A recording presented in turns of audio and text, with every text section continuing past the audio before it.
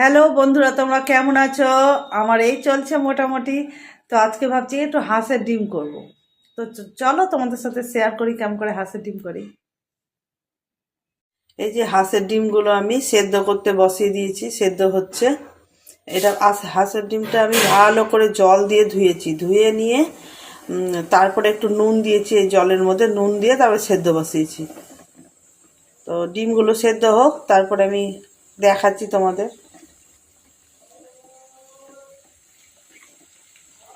দেখছো আমার রান্নাঘরটা মনে হচ্ছে না অন্ধকার অন্ধকার? রাত্রেবেলা, রাত না কিন্তু এটা দিন। এই জায়গাটা না রান্নাঘরটা একটু আলো মানে কি বলবো, জানলা আছে কিন্তু আলোটা একটু কমই ঢুকে, মনে হচ্ছে রাত কিন্তু রাত না, এটা সকাল। এই যে আমি তোমাকে সকাল দেখাচ্ছি, বুঝতে পারছো?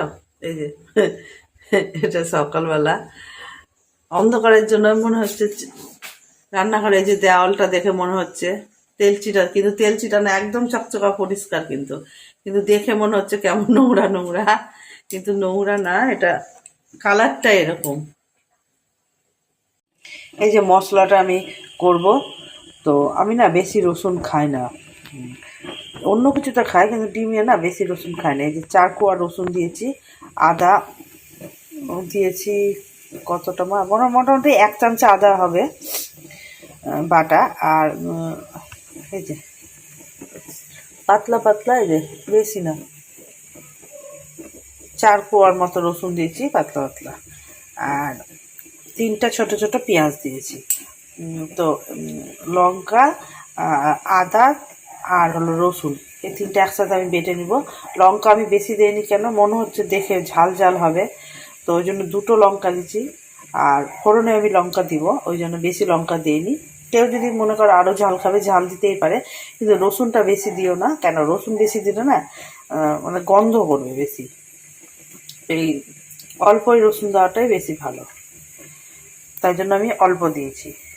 কেউ যদি মনে করে বেশি রসুন খাবে দিতেই পারে, কিন্তু এটাতে না অল্প রসুনটাই বেশি ভালো লাগে।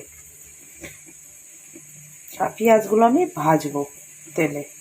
তো আমি মশলাটা বেটে তারপরে দেখাচ্ছি। আর এদিকে ডিমটা মোটামুটি সেদ্ধ হয়ে এসছে।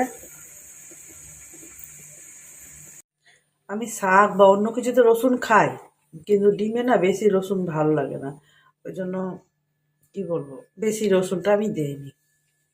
কেউ যদি মনে করে আর একটু রসুন খাবো, সে দিতেই পারে।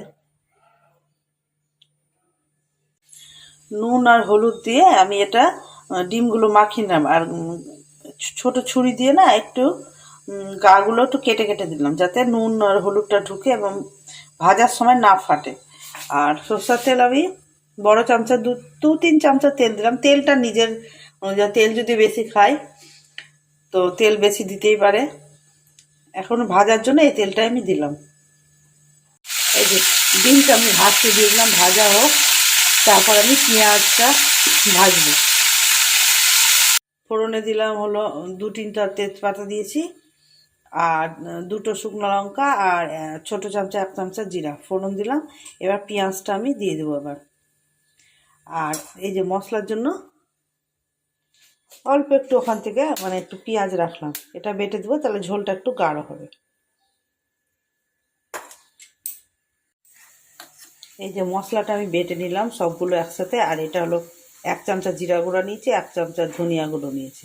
এগুলো আমি একটুখানি, এই যে এখানে গরম জলটা বসিয়েছি তো গ্যাসে, তো গরম জলটা আমি এর মধ্যে একটুখানি দিয়ে দেব। আর এই যে পেঁয়াজটা ভাজা হয়ে গেছে,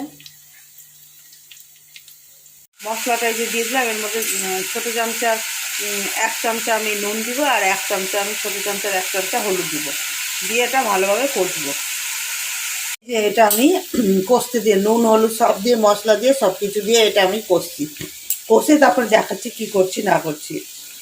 মোটামুটি হয়ে এসছে, এরপর আমি ডিমটা দিয়ে দেব। ডিমটা দিয়ে আমি এবার একটু কষছি, মশলাগুলো ডিমের ভিতর ঢুকবে, ওই জন্য একটু কষবো।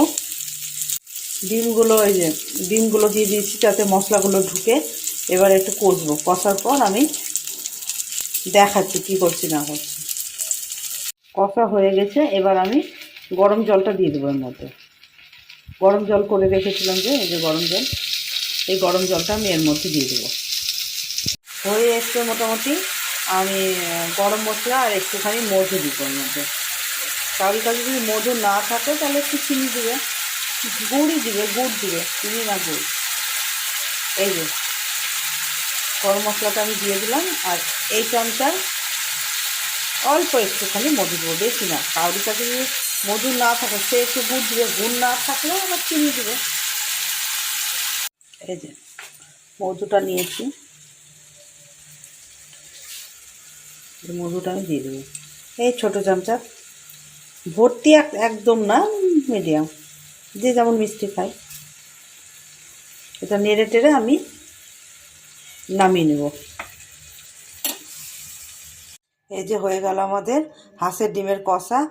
তো এরকম করে বানিয়ে দেখো, খুব সহজ পদ্ধতিতেই করেছি, এমন কিছু দেইনি, সবার ঘরে এগুলো সব কিছু থাকে। তো করে দেখো কেমন লাগে, কমেন্টে জানিয়ে তোমরা কেমন হয়েছে।